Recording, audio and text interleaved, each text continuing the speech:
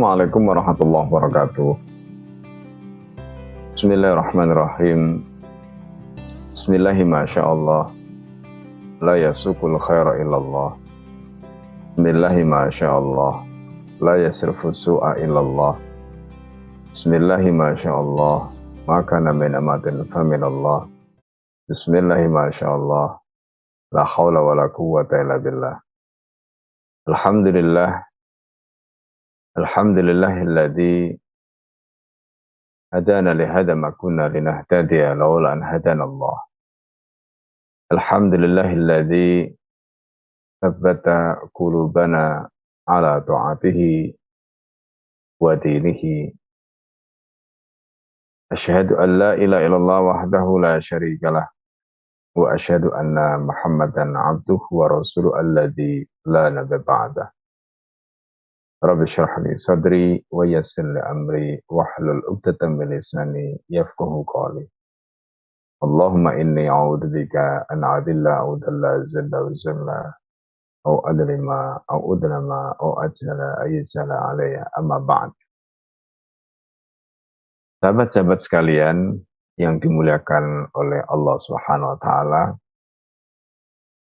sahabat-sahabat SS yang ada di seluruh penjuru negeri, yang ada di bumi Allah, yang senantiasa di dalam perlindungan dan naungan Allah Subhanahu wa taala.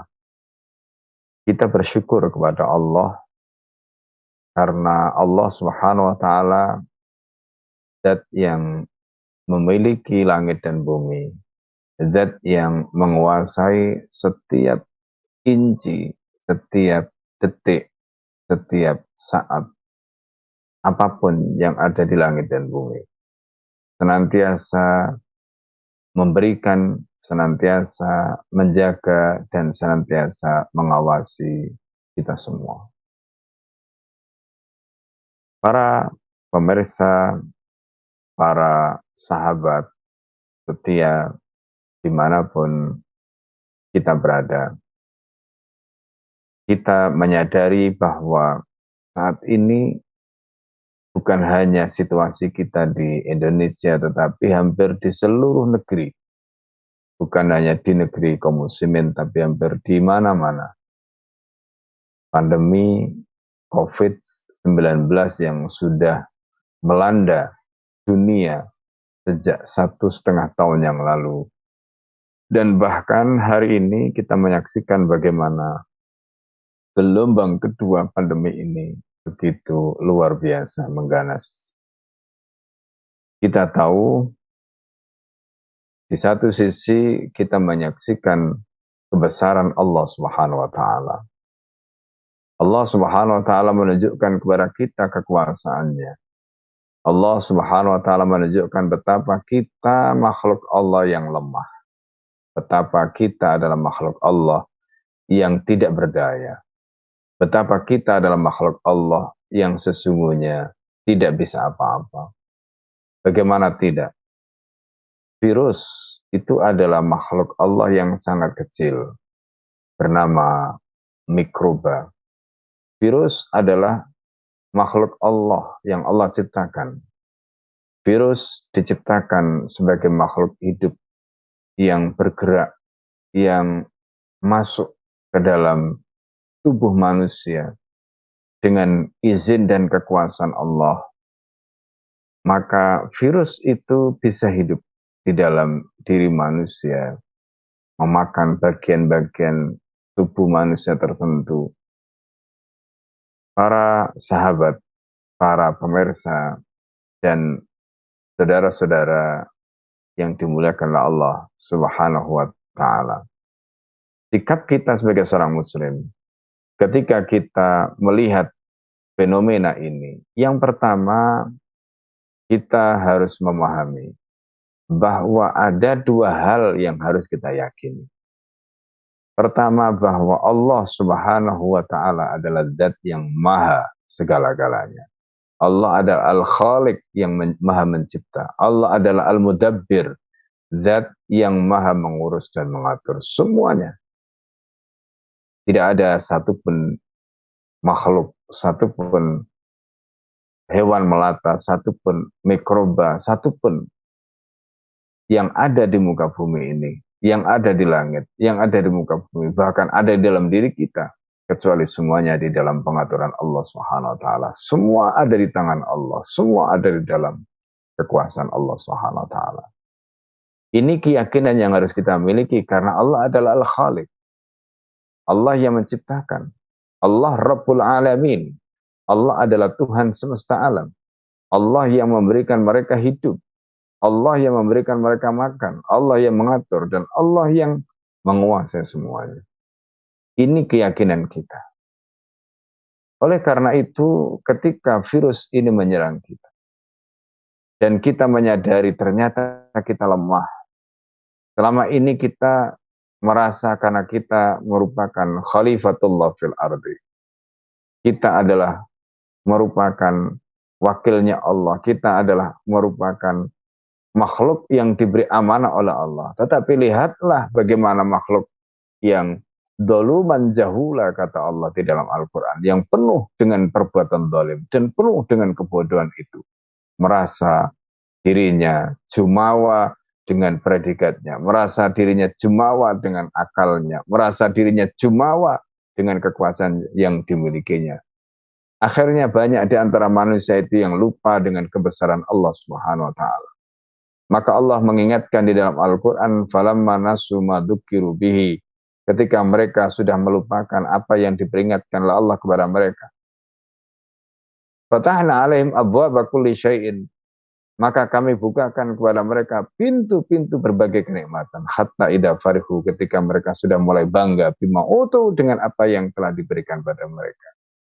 Akhadnahum baghtatan, maka kami adab mereka dengan seketika, faidahum mublisun, dan ketika itu tiba-tiba mereka pun kelimpungan, mereka pun bingung. Saudara-saudara sekalian yang dimuliakanlah Allah Subhanahu wa taala. Pada hari ini, hari Jumat yang mulia ini, kita berada di Sayyidul Ayyam, hari yang merupakan hari yang mulia karena kita berada di 10 hari yang disebutkan di dalam Al-Quran, dan bahkan Allah bersumpah dengannya. Wal fajri walayalin ashri, demi waktu fajar dan malam-malam 10 dari bulan Dzulhijjah. Allah menjadikan bulan Dzulhijjah 10 hari yang pertama itu sebagai sumpah karena kemuliaannya. Karena seluruh ibadah ada di situ. Karena seluruh kebaikan ada di situ. Dan kita sekarang berada di dalamnya. Para pemirsa, para sahabat yang dimuliakan oleh Allah Subhanahu wa taala.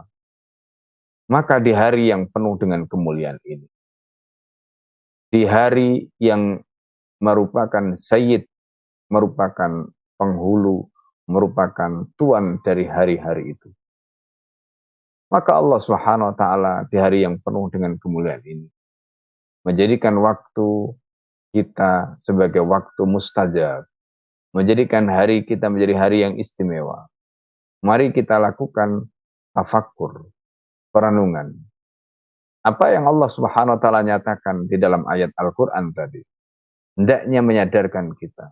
Ketika kita diberikan predikat sebagai khalifatullah fil ardi, mendapatkan amanah untuk mengurus bumi, mendapatkan amanah untuk menjadikan bumi ini seharusnya teratur baik, dan bumi ini benar-benar hidup dengan hukum-hukum dan ketentuan Allah. Tetapi lihatlah hari ini, apa yang terjadi. Kebodohan manusia, kedoliman manusia, kesombongan manusia telah menjadikan bumi dan seisinya hancur seperti yang kita lihat hari ini. Tidakkah ini cukup menyadarkan kita pada poin yang pertama tadi, bahwa Allah itu adalah Zat yang maha, bahwa Allah adalah pemilik langit dan bumi, bahwa Allah yang memiliki semuanya ini tidak berkenan dengan apa yang dilakukan oleh manusia hari ini. Maka Allah Subhanahu wa taala kemudian mengambil semua yang Allah berikan tadi, dan pada saat itulah seperti yang Allah nyatakan, faidahum mublisun, dan kemudian akhirnya mereka dalam keadaan kelimpungan, kebingungan. Saudara-saudara sekalian yang dimuliakan Allah.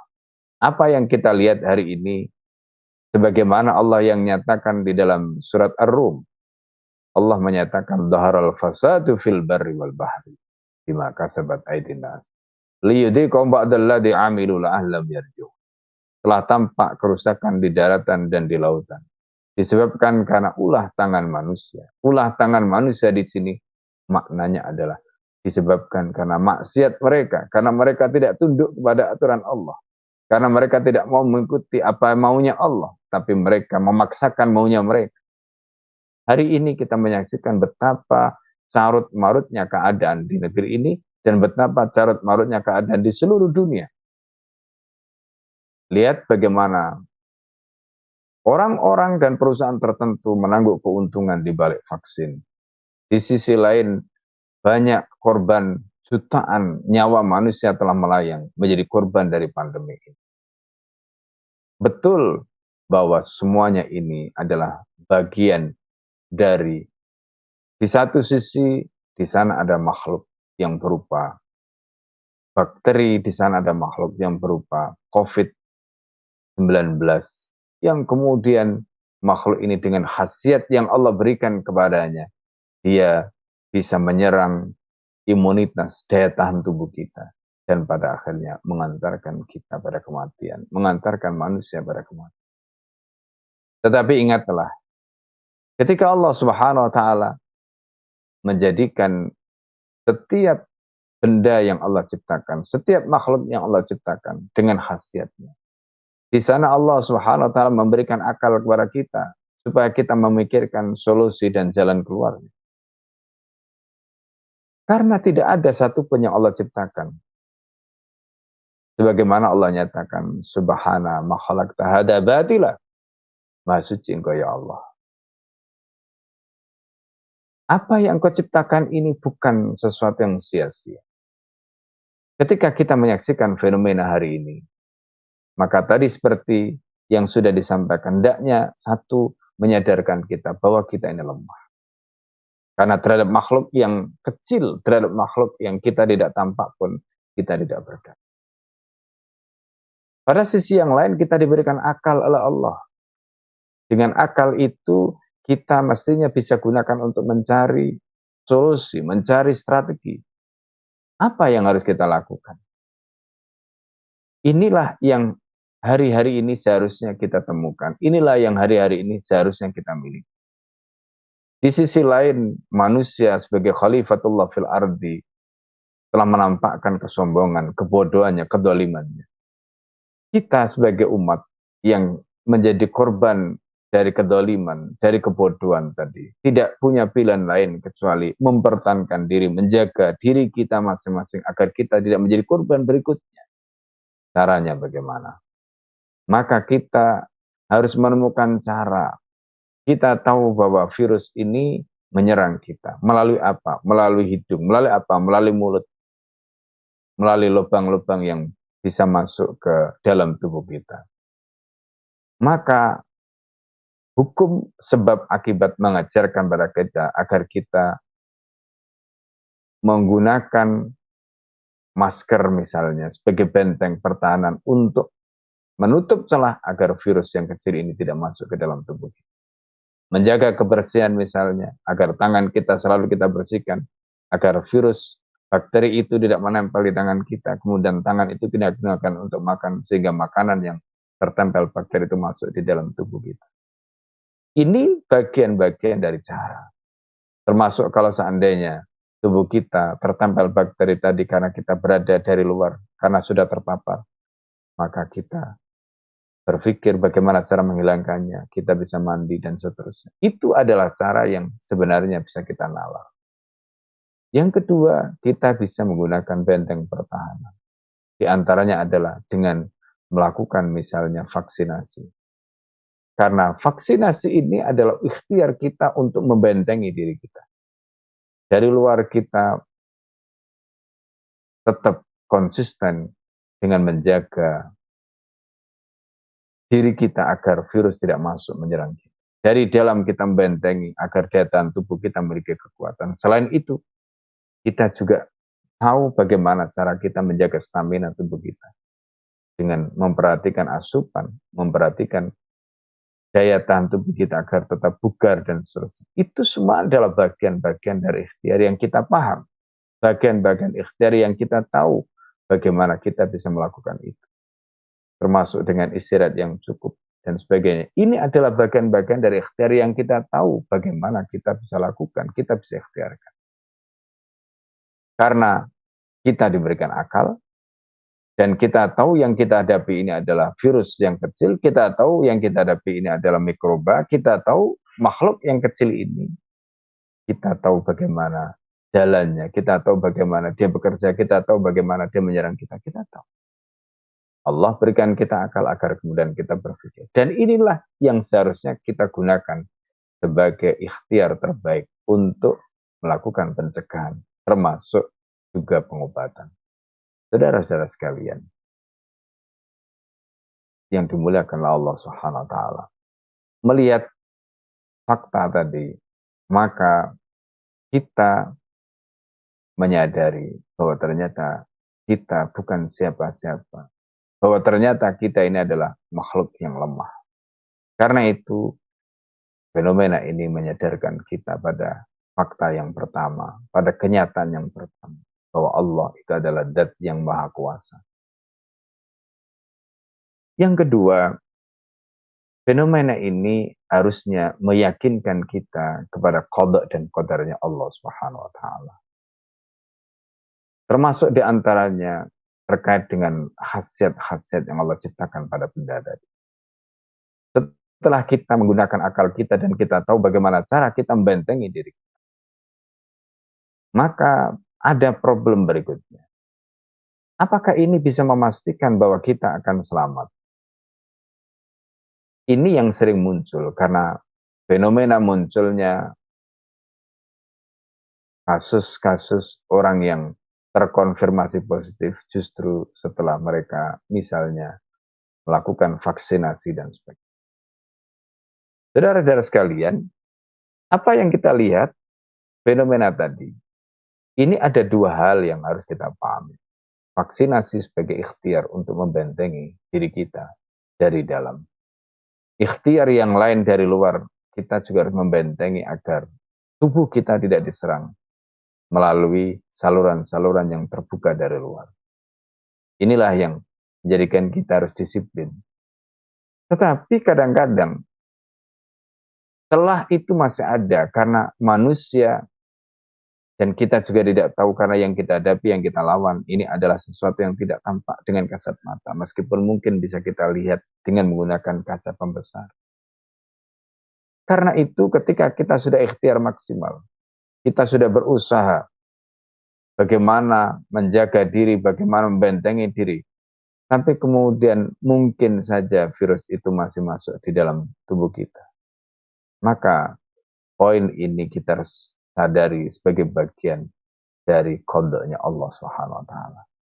Kita sudah berusaha tetapi ada pekerjaan lain, ada amal lain, ada aktivitas lain yang tidak bisa kita hindari, yang tidak bisa kita lakukan.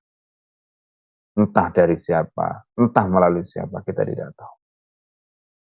Oleh karena itu, dalam situasi yang kedua, maka kita harus mengembalikan kepada konteks yang pertama bahwa kita adalah makhluk yang lemah. Betapapun kita sudah berikhtiar maksimal, di sana ada kekuasaan Allah Subhanahu wa taala. Kita jangan lupa, jangan sampai ketika kita sudah melakukan ikhtiar hukum sebab akibat, kita sudah melakukan vaksinasi, kita sudah memakai masker, kita sudah mencuci tangan, dan semua ikhtiar sudah kita akan maksimal, tapi toh kadang-kadang mungkin masih ada yang kena di antara kita. Dalam kondisi seperti itu, kita harus yakin di sana ada qadanya Allah Subhanahu wa taala. Apa yang dimaksud dengan qadanya Allah Subhanahu wa taala? Ada perbuatan yang menimpa kita, yang tidak bisa kita pilih, tidak bisa kita hindari. Kita tidak tahu dari mana sehingga dia menimpa kita. Melalui perbuatan siapa kita tidak tahu. Entah tetangga kita, entah teman kita atau siapa. Karena itu saudara-saudara sekalian yang dimuliakan Allah. Pada konteks yang kedua ini, ketika itu terjadi maka sikap kita sebagai seorang muslim adalah ridho dengan keputusan. Ketika kita ridho dengan keputusan Allah, maka sikap yang terbaik adalah bersabar. Dan inilah yang disampaikan oleh baginda Nabi Muhammad SAW. Ajaban li amril muslim. Idza asabahu khairun fasyakara. Wa idza asabahu syarrun fasabara. Wa ma dzalika illa mu'min. Sungguh luar biasa orang Islam itu. Ketika dia ditimpa kebaikan, dia bersabar. Dia bersyukur. Dan ketika dia ditimpa keburukan, dia bersabar. Dan itu tidak mungkin didapatkan kecuali oleh seorang mukmin. Saudara-saudara sekalian, orang mukmin itu sifatnya ketika dia mendapatkan nikmat, dia bersyukur. Ketika dia mendapatkan musibah, dia bersabar. Kenapa dia harus bersyukur dan bersabar? Karena baik itu nikmat maupun musibah, dua-duanya dari Allah. Di dalam Al-Quran, surat At-Taubah ayat 51, Allah menyatakan, Qul la yusibana illa ma kataballahu lana. Katakanlah Muhammad, la yusibana, sekali-kali kita tidak akan ditimpa oleh musibah. Kita tidak akan ditimpa oleh sesuatu yang keburukan atau apapun yang menimpa kita. Illa ma kataballahu lana, kecuali apa yang Allah telah tetapkan kepada kita. Itu titah Allah, itu firman-Nya Allah. Kemudian Allah menyatakan, huwa maulana. Allah adalah maula kita. Allah adalah Tuhan kita yang mengurus kita. Ketika kita ditimpa musibah, maka sandaran kita kembali kepada poin yang pertama tadi, bahwa kita lemah, bahwa kita tidak berdaya, bahwa kita makhluknya Allah, kita bersandar kepada Allah. Kita tawakal kepada Allah, kita berserah diri kepada Allah. Maka dalam situasi seperti itu, ketika kita serahkan semuanya kepada Allah, kita titipkan diri kita. Dan Allah adalah Zat yang maha mengurus titipannya dengan sebaik-baiknya. Ketika ada keluarga kita, ketika ada saudara kita, ketika ada teman-teman kita mendapati musibah seperti ini, maka sikap kita titipkan mereka kepada Allah. Tangan kita cuma dua, kaki kita cuma dua. Kita tidak mampu menjangkau semuanya, termasuk mengurus hal yang detail-detail. Maka biarlah Allah bekerja. Tentu tidak berarti kemudian kita tidak perlu berikhtiar untuk melakukan pengobatan. Ikhtiar melakukan pengobatan adalah bagian dari ikhtiar yang bisa kita lakukan. Tetapi yang memberikan kesembuhan itu adalah Allah. Yang mengurus hidup dan mati mereka adalah Allah. Ini yang harus kita pahami. Oleh karena itu, kenyataan bahwa huwa maulana, dia adalah Zat yang menjadi pelindung kita, dia adalah Zat yang mengurus kita. Itu penting untuk selalu kita tanamkan dalam diri kita.